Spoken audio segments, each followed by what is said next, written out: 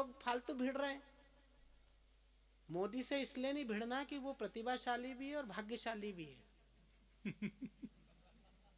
जो भिड़ेगा वो धूल धूसरित हो जाएगा। भाई घर में श्रीमती नहीं, संसद में विपक्ष नहीं, अगले के पास तनाव का कोई काम नहीं। और मैं आपसे पूछना चाहता हूं, सच कहूं तो ताली बजाना। 72 साल में पहला प्रधानमंत्री है जिसने जिस दिन से शपथ ग्रहण की इस समय तक अपने काम से कभी भी 1 घंटे की छुट्टी नहीं ली। क्या बात। अगली बात पर तालियां और बढ़ेंगी और उससे बात वाली पे तो इतनी बढ़ेंगी कि घर तक बजेंगी, कहीं तो रजाई में जाके बजाएंगे ताली।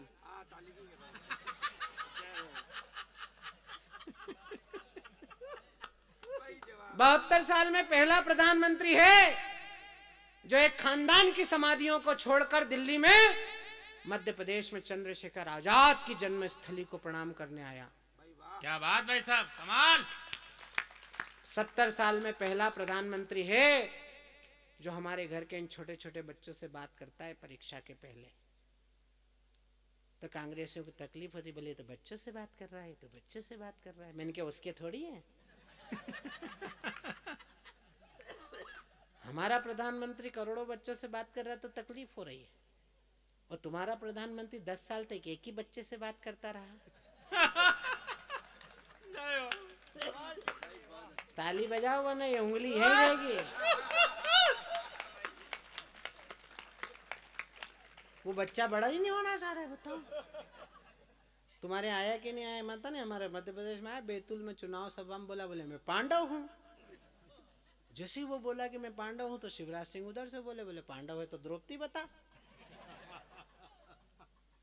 अब वो तो उसका दिमाग खराब हुआ, उसने कहा ये तो नई आफत आ गई। तो उसने पीए को बोला, बोले इधर आ, ये कौन था पांडव। बोले था।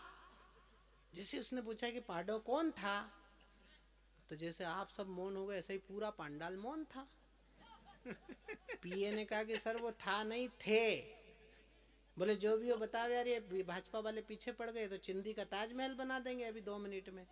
तुमने मेरे को उलझा दिया है पांडव बुलवा के, मुझे बताओ ये पांडव कौन था, नहीं तो कल जवाब देना पड़ेगा। अब पीए ने सोचा कि जिसने ढंग से भारत नहीं देखा उसने महाभारत क्या देखा होगा।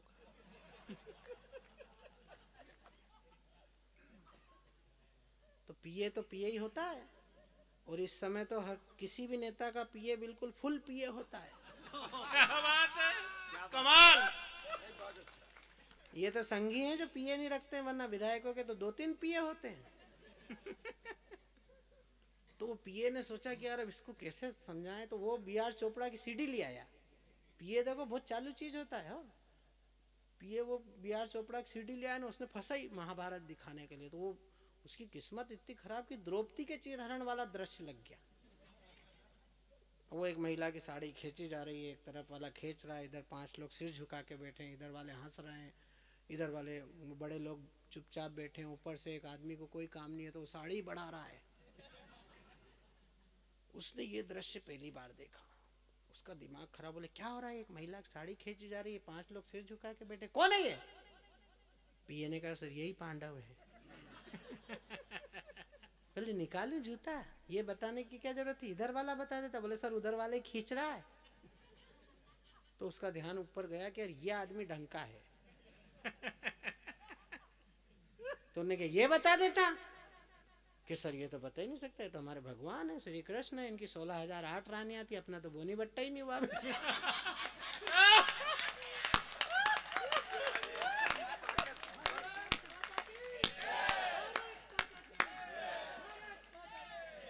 देखो यादव को क्या ताव आया। उनने सोचा कि अपना यादव खूब जम रहा है। दो प्रदेश के तो फ्लॉप हो ही रहे हैं, उत्तर प्रदेश बिहार के, कम से कम मध्य प्रदेश का यादव जम तो रहा है। ISI brand. मुझे तो अभी दिल्ली में मिल गया, बोले प्रधानमंत्री बनूंगा। मैंने कहा भैया अभी तो स्कोप नहीं, दाढ़ी वाला 10-15 साल सांस नहीं लेने देगा। मैंने कहा तू याव याव कर ले, बोले मैं प्रधानमंत्री बनूंगा। मैंने कहा अभी ये 10-15 साल सांस नहीं लेने देगा, ये हटेगा तो मोटा भाई आ ही रहा है। 10 एक साल वो रांधेगा। और मैंने कहा वो हटेगा तो फिर उधर से बाबा जी तैयार है लखनऊ से। तो मैंने कहा तेरी तो जवानी भी खराब, तेरा बुढ़ापा भी खराब। तो मैंने कहा तू ब्याह कर ले। बोले मैं राष्ट्रीय अध्यक्ष बनूंगा। मैंने कहा अध्यक्ष बने कि उपाध्यक्ष बने, हिंदुस्तान में ब्याह करना पड़ता है। अच्छा, ये राजनीतिक पार्टियों में भी आप केवल ध्यान से इनके आचरण देखो, आपको फुल कॉमेडी है इनके पास, हर पार्टी के पास। हमारे राष्ट्रीय अध्यक्ष अमित शाह एक कार्यक्रम लाए, बोले मिस कॉल से सदस्य बनाएंगे। जो मिस कॉल करे लोगों ने तो वहां सदस्य बन गए जो देश अभी बसे ही नहीं है। उस ग्रह पे भी सदस्य बन गए, बताओ। अब इनको ये पता नहीं था कि राजनीति में हमारे भी उस्ताद आ रहे हैं पीछे से। जैसे इनने बोला कि हम मिसकाल से सदस्य बनाएंगे तो केजरीवाल बोला, बोले तुम मिसकाल से ही बनाते रहना, मेरा तो कोई घर में खांस देगा तो वो सदस्य हो जाएगा। मध्य प्रदेश में चुनाव हुए, वो विधायक जीत के आया नवजात, तो वो मेरे पास दौड़ के आया कि भाई साहब, मैंने कहा क्या हुआ? बोले यार मेरे को खांसी चलती, मेरी दवा दिलाओ, नहीं तो मैं सदस्य उसका ने विधायक इसका, तो मेरे को तो अमित शाह बाहर कर देंगे। मैंने कहा तू चिंता मत कर, मैं तेरे को बाहर नहीं होने दूंगा। मैं उसको डॉक्टर के पास ले गया, मेरा दोस्त डॉक्टर। मैंने कहा डॉक्टर इसको ऐसी दवा दो जिंदगी में कभी खांसी नहीं चले। तो डॉक्टर मेरा दोस्त था, उसने जुलाब की गोली पकड़ा दी। मैंने उसके पैर पकड़ लिए। मैंने कहा ये क्या करा तूने? उसको खांसी बंद होने की देनी थी, जुलाब की पकड़। अरे बोले शशिकांत जी मैंने ऐसी दवा दी है कि खांसने के पहले 3 बार सोचेगा।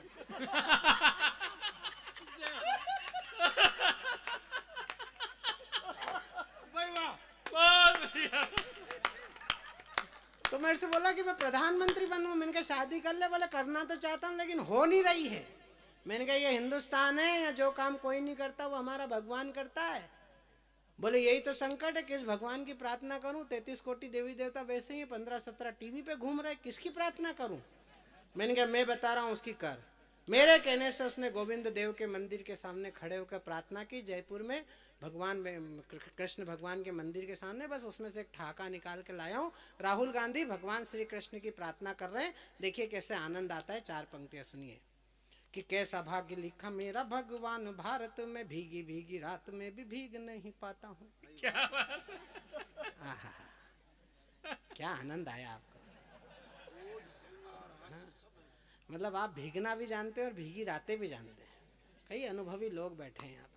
कि कैसा भाग्य लिखा मेरा भगवान, भारत में भीगी भीगी रात में भी भीग नहीं पाता हूँ। सारी दुनिया सुहाने सपनों में खोती है तो मैं तो आधी रात उठ उठ डर जाता हूँ। और देशी और विदेशी भव्य भोजनों को छोड़कर झोपड़ी में रूखी सूखी रोटियां चबाता हूँ। और माशुका की जुल्फे तो भाग्य में नहीं है मेरे, ममता मुलायम के नखरे उठाता हूँ। माशुका की जुल्फे तो भाग्य में नहीं है मेरे, ममता मुलायम के नखरे उठाता हूँ।